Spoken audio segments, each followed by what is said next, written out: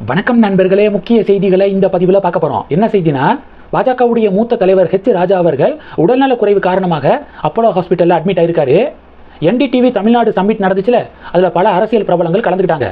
H ராஜா அவர்களும் ஒரு debate ஷோவில் கலந்துக்கிட்டாரு. அந்த டிபேட் ஷோ முடிஞ்சதுக்கப்புறம் ஹெச் ராஜா அவர்களுக்கு உடல்நல குறைவு ஏற்பட்டுச்சு, ஸ்ட்ரோக், பக்கவாதம் அப்படின்னு சொல்லிட்டு ஹாஸ்பிட்டலில் அட்மிட் பண்ணியிருக்காங்க. அப்போலோவில் இப்போ ட்ரீட்மெண்ட் எடுத்துகிட்டு வராரு. பாஜகவினர்லாம் என்ன சொல்கிறாங்கன்னா, உடல்நலம் தேறி வராரு ஹெச் ராஜா அவர்கள் அப்படின்னு சொல்லிட்டு ஒரு நம்பிக்கையான வார்த்தைகளை கொடுக்குறாங்க. தமிழகம் முழுவதும் இருக்கக்கூடிய ஒவ்வொரு பாஜக தொண்டர்களும் ஹெச் ராஜா அவர்கள் விரைவாக உடல்நலம் தேறி வரணும் அப்படின்னு இறைவனை வேண்டுறோம் அப்படின்னு பதிவுகள் போட்டுக்கிருக்காங்க. பாஜக தலைவர்கள் ஹெச் ராஜா அவர்களுடைய குடும்பத்தினரை தொடர்பு கொண்டு அவருடைய உடல்நலம் குறித்து விசாரிச்சுக்கிருக்காங்க அப்படிங்கிற தகவலை கேள்விப்படுறோம்.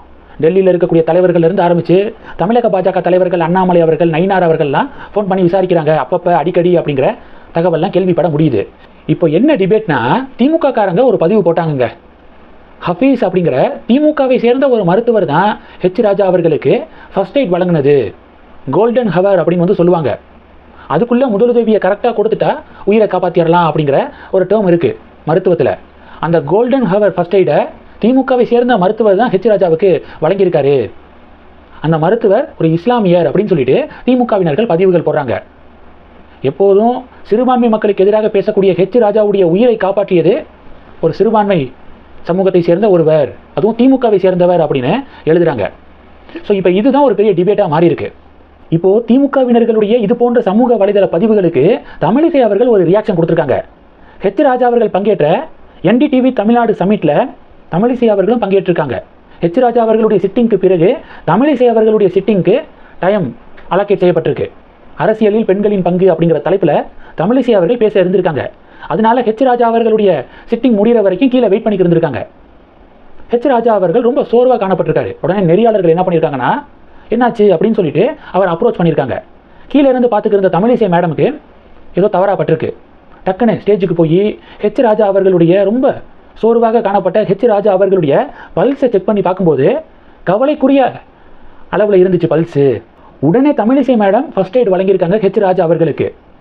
மூளைக்கு ரத்த ஓட்டம் சீராக போகக்கூடிய சில எக்ஸசைஸ் இருக்குது, முதலுதவி இருக்குது, அதை அவங்க செஞ்சுருக்காங்க. ஏன்னா அவங்க மருத்துவர், தெரியும் என்ன மாதிரியான பிரச்சனை இது. லோ பிபி அப்படின்னாலும் மயக்கம், சோர்வு வரும். பிளட் ப்ரெஷர் ரொம்ப லோ ஆனாலும் சரி, இது மாதிரியான மயக்கம் வரும். அப்போ சர்க்கரை கொடுப்பாங்க. அங்கே இருந்தவங்களாம் லோ பிபி போல், லோ சுகர் போல் அப்படின்னு சொல்லிட்டு சிலர் பார்த்தீங்கன்னா சர்க்கரையை எடுத்துகிட்டு வராங்க, தண்ணீர் சில பேர் எடுத்துகிட்டு வராங்க. அவங்களுக்கெல்லாம் நன்றி தெரிவிச்சிருக்காங்க தமிழிசை அவர்கள். உதவி செய்யணும் அப்படின்னு சொல்லிட்டு நிறையா பேர் அந்த ஸ்பாட்டில் ஓடோடி வந்தாங்க. அவங்களுக்கு என்னுடைய நன்றியை தெரிவிச்சுக்கிறேன்.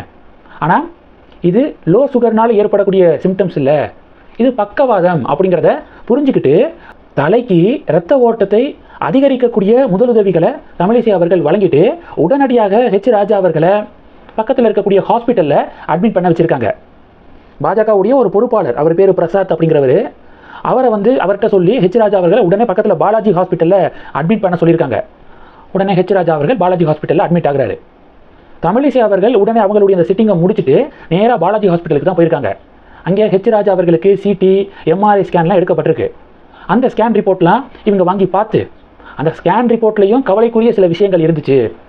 உடனே அங்கே இருந்த மருத்துவர்கள்ட்ட என்ன மாதிரியான ட்ரீட்மெண்ட் பண்ணலாம் அப்படின்னு சொல்லிட்டு ஆலோசனை நடத்தியிருக்காங்க தமிழிசை மேடம். ஆலோசனைக்கு பிறகு இந்த ட்ரீட்மெண்ட் எடுக்கலாம் அப்படின்னு சொல்லிட்டு முடிவுக்கு வரும்போது சரி ஃபேமிலி மெம்பர்ஸ்கிட்ட கேட்கலாம் அப்படின்னு சொல்லிட்டு ஃபேமிலி மெம்பர்ஸ்கிட்ட ஒப்பீனியன் கேட்டிருக்காங்க.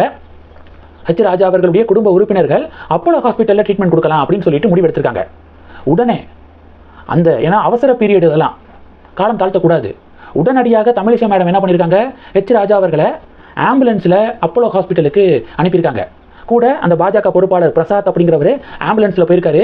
பின்னாடி ஆம்புலன்ஸை ஃபாலோ பண்ணிவிட்டு தமிழிசை அவர்கள் காரில் அப்போலோ நோக்கி போயிருக்காங்க. காரில் போகும்போதே இது மாதிரி ஹெச் ராஜா அவர்கள் அப்போலோ வராரு, அவருக்கு இது மாதிரியான இஷ்யூஸ் இருக்குது, இந்தந்த ட்ரீட்மெண்ட் பண்ணணும் அப்படிங்கிறத அப்போலோவில் இருக்கக்கூடிய மருத்துவர்கள்ட்ட ஆலோசனை நடத்தி தயார் நிலையில் இருங்க அப்படின்னு சொல்லிட்டு அறிவுறுத்தியிருக்காங்க.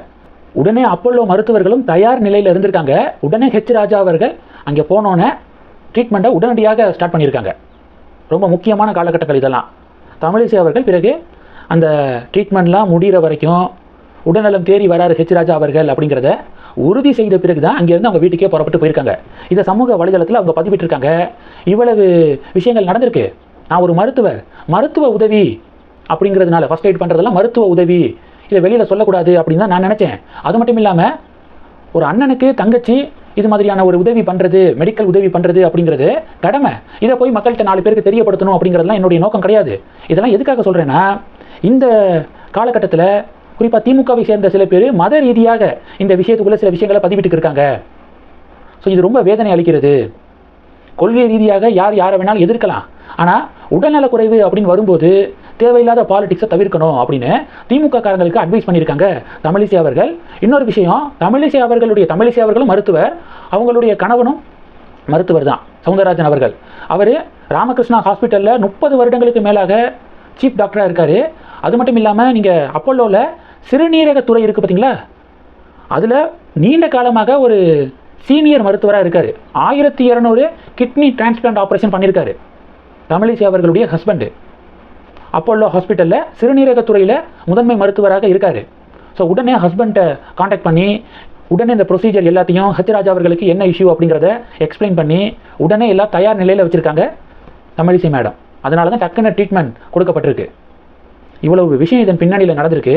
ஆனால் திமுக பார்த்தீங்கன்னா, திமுகவை சேர்ந்த ஒரு மருத்துவர் தான் ஃபர்ஸ்ட் எய்ட் பண்ணாங்க, அதனால தான் ராஜா உயிர் பழச்சாரு அப்படிங்கிற துணியில் இப்போ எல்லாம் ஒரு சேர ரைட்டப் எழுதுறீங்களே, இதுலேயுமா அரசியல் அப்படின்னு சொல்லிட்டு பாஜக கேள்வி கேட்க இது ஒரு பெரிய பரபரப்பை ஏற்படுத்தியிருக்கு.